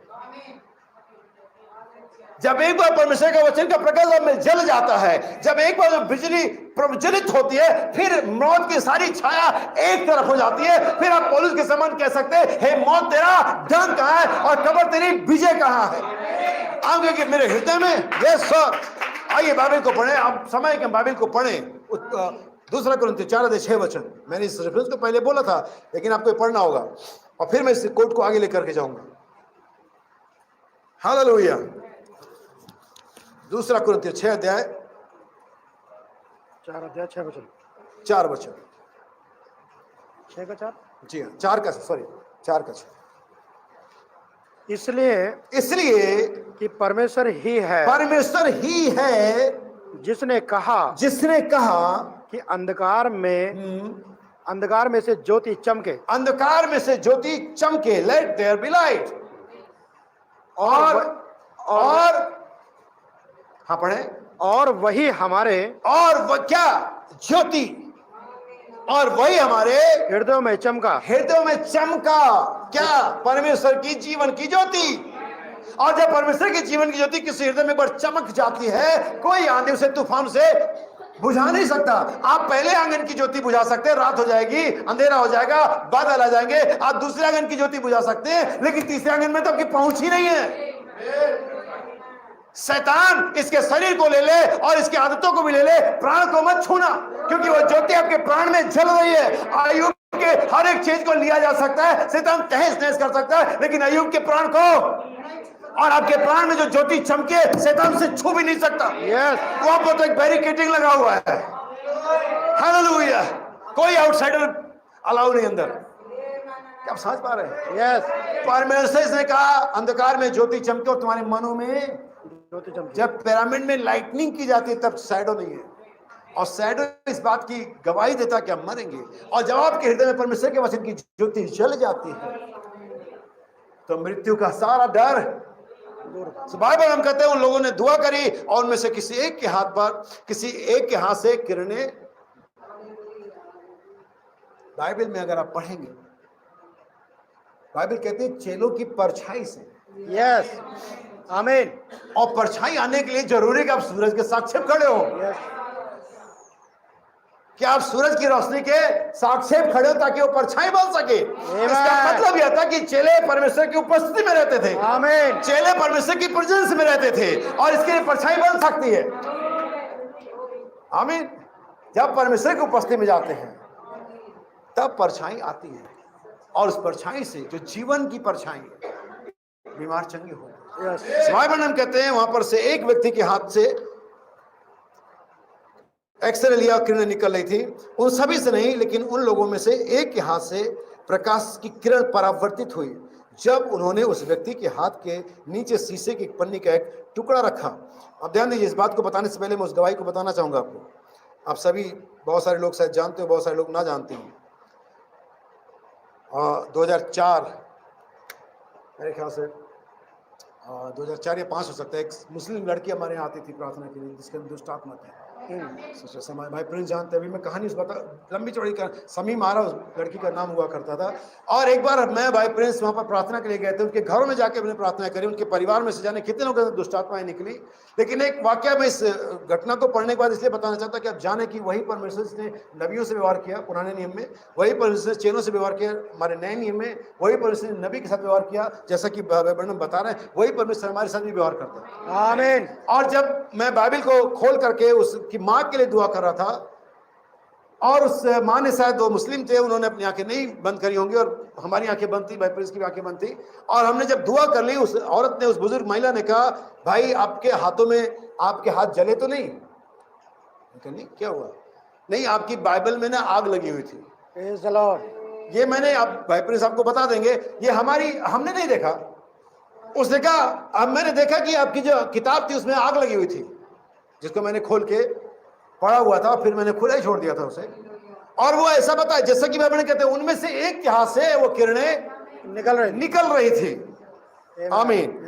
अगर आप सोचते हैं कि सारी बातें यूं ही हैं, तो मैं आपको बताना चाहता हूं कि बाइबल के अंदर में लिखा हुआ है, तुम्हारे लिए धर्म का सूर्य उदय होगा, तुम उसकी किरणों से चंगे हो जाओगे। जी हाँ श्रीमान, तुम उसकी किरणों से क्या हो जाओगे? चंगे हो जाओगे। चंगे हो जाओगे।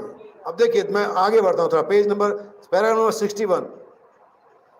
आमीन। अच्छा, ये बहुत लंबा हो गया इसलिए ये ट्रांसलेट नहीं करेगा। चलिए मैं थोड़ा थोड़ा करके करता हूं।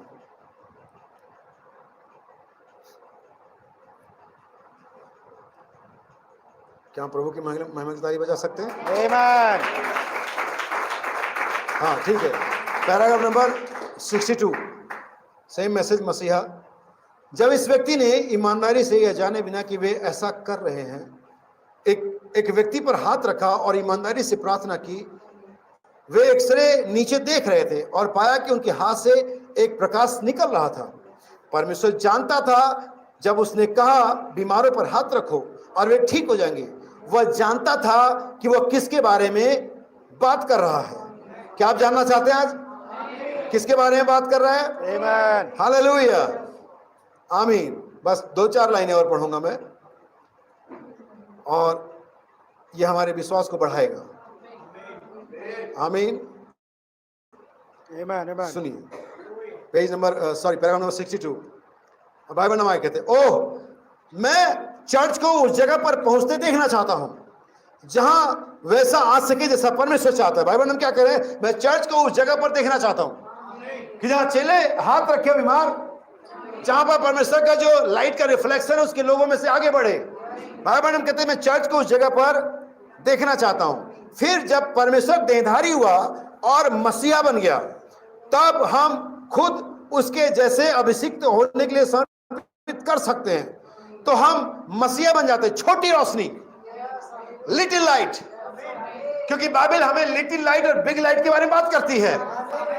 सूरज एक बड़ी रोशनी है, चांद एक छोटी रोशनी है, तारे और छोटे हैं या बड़े भी हो सकते हैं लेकिन दूर हैं। ऐसी यीशु मसीह जगत की ज्योति है, सच्ची ज्योति है, हमेशा की ज्योति है, एक बड़ी ज्योति, लेकिन दुल्हन उसकी एब्सेंस में वो छोटी ज्योति है। आमीन। उसकी जगह में आपको खड़े होना है। यस। क्या यीशु ने आपकी जगह ली? यस। आज जरूरत है कि हम उसकी जगह ले। आमीन।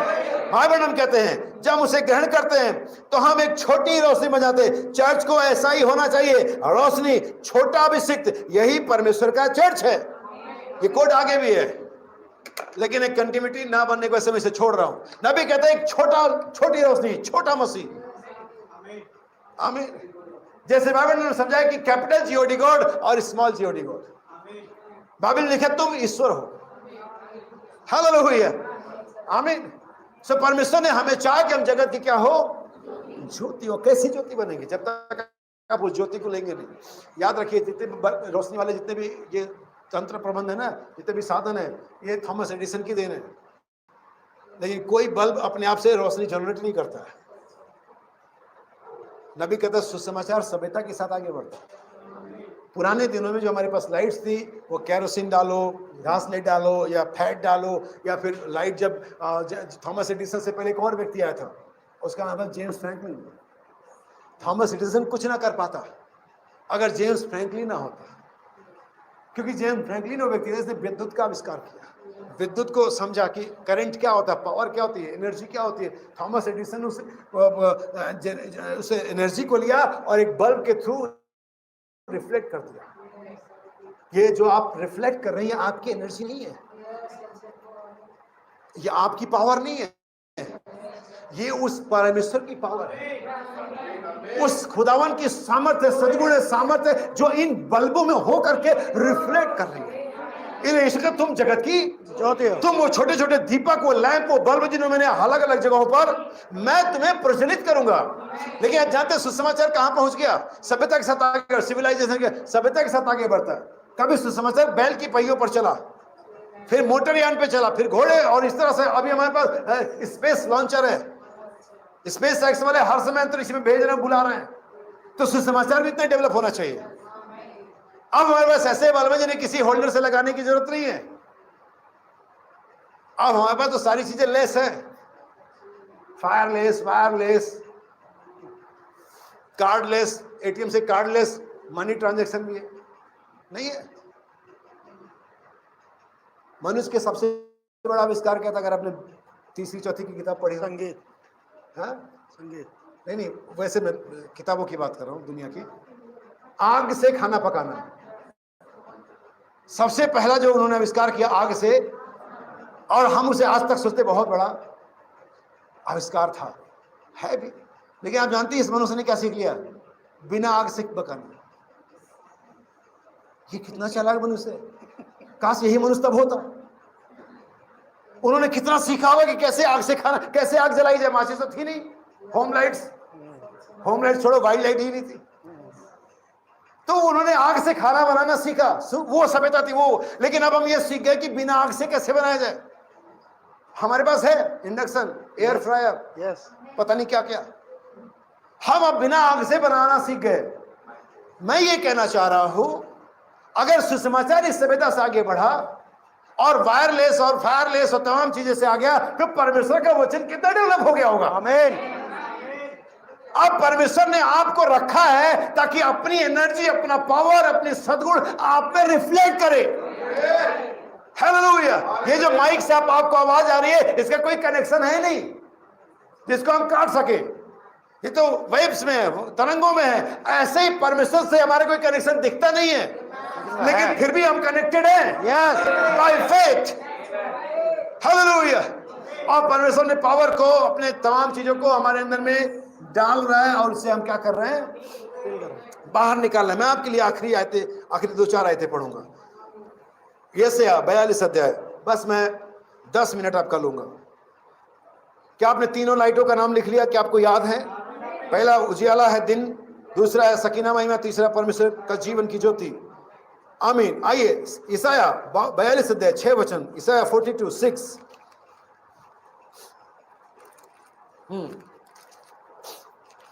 42 का 6। मुझ यहोवा से तुझको धर्म से बुला लिया। हाँ, मुझ यहोवा ने तुझको धर्म से बुला लिया। मैं तेरा हाथ थाम कर तेरी रक्षा करूंगा। मैं तेरा हाथ थाम कर तेरी रक्षा करूंगा। मैं तुझे प्रजा के लिए हाँ वाचा और जातियों के लिए हाँ प्रकाश ठहराऊंगा। हाँ, क्या ठहराऊंगा? प्रकाश। क्यों? हमें क्यों? क्योंकि अभी वो नहीं है। जब तक मैं जगत में हूं, जगत की ज्योति हूं, लेकिन जब मैं जगत से चला जाऊंगा, जब तुम्हारे ये शरीर कुर्बान कर दूंगा कलवरी पर और पिता के सामने अपनी देह को रखूंगा, लहू को रखूंगा, ताकि तुम्हारे लिए मीडिएटर का काम कर सकूं, तब तुम मेरे लिए क्या बनोगे? जगत की ज्योति, संसार के लिए। तब मैं तुम्हें वहां पर रखूंगा ताकि लोग तुम्हारे द्वारा प्रकाश पाए। क्या आपने ऐसे 60 में आखिरी लाइन पढ़ा? तब लोग तेरे पास प्रकाश के लिए आएंगे। अगर आज कोई जगह है जहां पर लोग परमेश्वर को पा सकते हैं, परमेश्वर की भलाइयों को, उद्धार को पा सकते हैं, वो परमेश्वर के लोग हैं, जहां पर उन्हें आना ही है। अब भैया लोग ऐसा नहीं है। रुकिए रुकिए रुकिए, आप बाइबल नहीं पढ़ते। कुरनेलियुस की प्रार्थना सुन ली गई, कुरनेलियुस के दान स्वर्ग में पहुंच गए, लेकिन चूंकि उद्धार का प्रबंध अब पतरस के हाथ में है, तो परमेश्वर का दूत कुरनेलियुस के पास आता है और कहता है पतरस को, यीशु किधर गया? क्योंकि प्रबंध कहां है? मैं कहना चाहता हूं मेरे भाई बहन, परमेश्वर का दीपक अभी भी बुझा नहीं। क्या आप जानना चाहते हैं? Samuel, first Samuel chapter 3 verse 3, Revelation chapter 21 verse 22, पहला सैमुअल 3 अध्याय 3 वचन। ध्यान सुनना, ये बहुत जरूरी है कि आप चीजों को जाने, क्रमबद्ध जाने, कैसे परमेश्वर से रखना चाह रहा आपके सामने।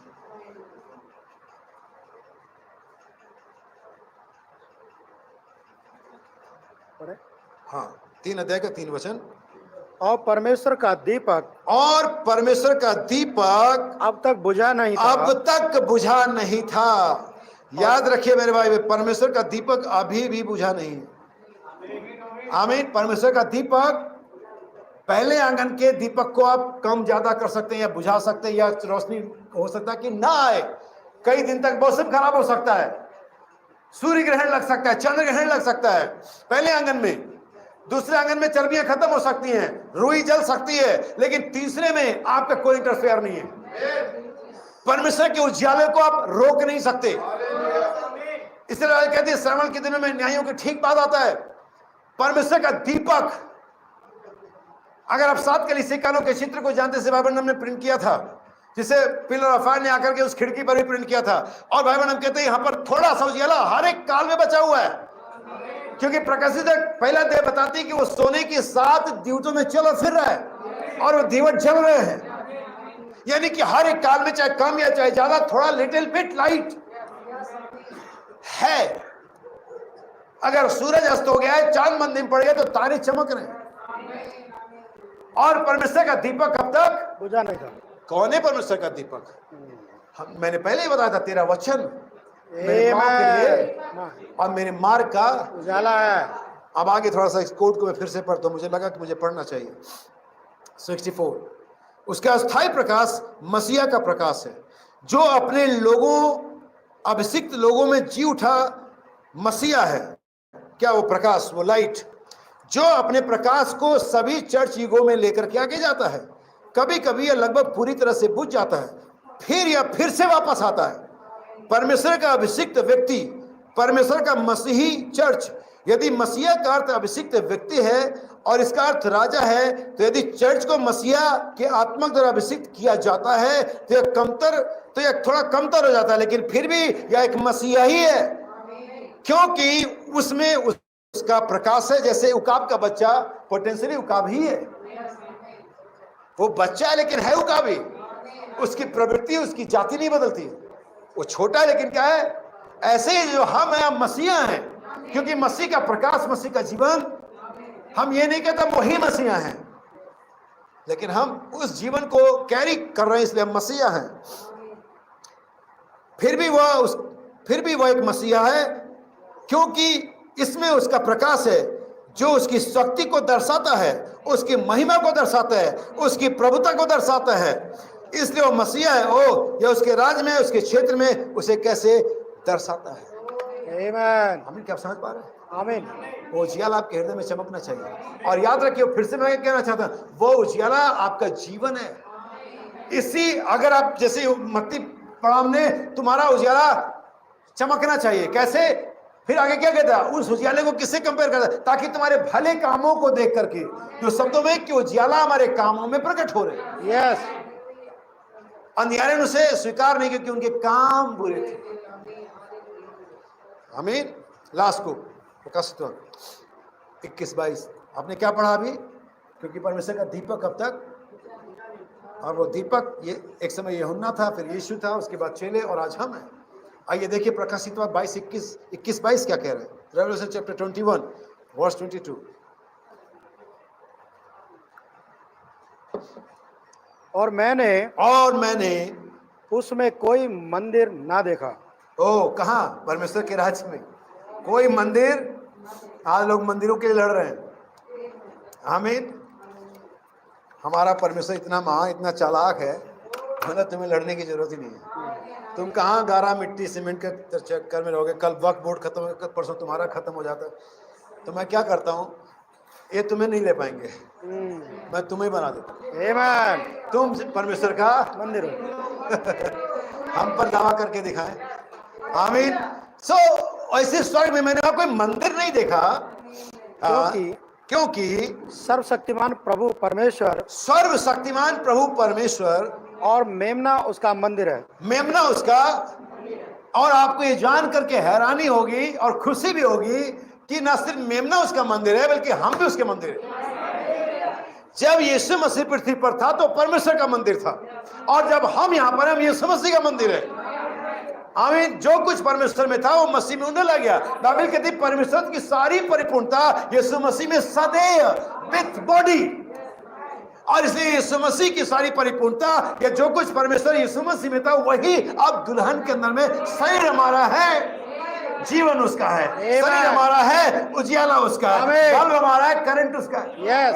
हालेलुया। सुनिए, और उस नगर में सूर्य और चांद के उजाले का प्रयोजन नहीं। सूर्य और चांद के उजियाले का प्रयोजन नहीं, क्योंकि परमेश्वर के तेज से। पहले उत्पत्ति में भी इसका प्रयोजन नहीं था? यस, नहीं था। जब परमेश्वर का उजियाला हो, सूर्य चांद का था ही नहीं, प्रयोजन छोड़ो। और यहां पर भी सूर्य चांद का कोई प्रयोजन है तो ठीक है, दिन में हम काम ड्यूटी वगैरह कर लेंगे, लेकिन प्रयोजन नहीं है, जरूरत नहीं है, कोई प्रयोजन ना था। क्योंकि परमेश्वर के तेज से glory of the most high, उसमें उजाला हो रहा है। यही उजियाला उत्पत्ति में था, यही उजियाला यीशु मसीह में था, यही उजियाला आप में है, और वो जीवन है। क्योंकि उजियाला और जीवन एक साथ है, और परमेश्वर के तेज से उसमें उजाला हो रहा है। और मेमना से पढ़िए वापस। क्योंकि परमेश्वर के तेज से उसमें उजाला हो रहा है। अगर ये स्वर्ग का दर्शन होता जो भविष्य में कभी होता, तो ये इस प्रकार से लिखा जाता कि परमेश्वर के वचन के तेज से उसमें उजाला हो रहा था।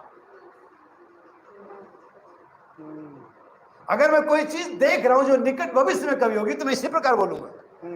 लेकिन यहां पर ये नहीं कह रहा है कि उजाला हो रहा था, है।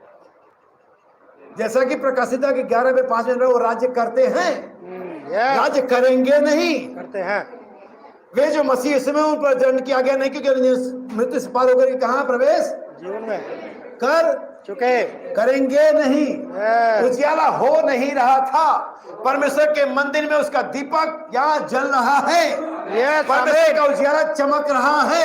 अगर परमेश्वर का उजियाला तुम्हारे अंदर में चमक रहा है, तो तुम्हारा उजियाला भी चमकना चाहिए। और आगे कहता हो रहा था और हो रहा है, और मेमना उसका दीपक है। मेमना उनका दीपक, और जाति जाति के लोग उसकी ज्योति में चले फिरेंगे। देखा आपने, जाति जाति के लोग उसकी ज्योति में, क्या मिला नहीं पाए जिससे 60 पे यहां से जाति जाति के लोग उसके पास प्रकाश के लिए। आज परमेश्वर ने अपना उजियाला, दो शब्दों में अपना वचन, अपनी अथॉरिटी, अपना उद्धार का सारा काम, स्वर्ग की कुंजियां आपको दी हुई, ताकि आप लोगों को क्या दे सके, वो जीवन दे सके, उद्धार दे सके। तब वो जीवन जी करके जो यीशु ने यहां जिया। परमेश्वर का दीपक अभी भी बुझा नहीं है। परमेश्वर के भवन में, परमेश्वर के राज्य में वो दीपक जल रहे हैं। आमीन। परमेश्वर के रोशनी, परमेश्वर के तेज से उनमें उजियाला हो रहा है। आपको बस उस उजियाले में चलना है। We walk in the light. Amen. Such a beautiful light. Yes, sir. कितने लोग तैयार हो उजाले में चलने के लिए? आइए हम अपने पैरों पे खड़े हों, अपने सरों को झुकाएं, किसी एक बहन के साथ दुआ करें। Thank you Jesus. कोई भी एक बहन।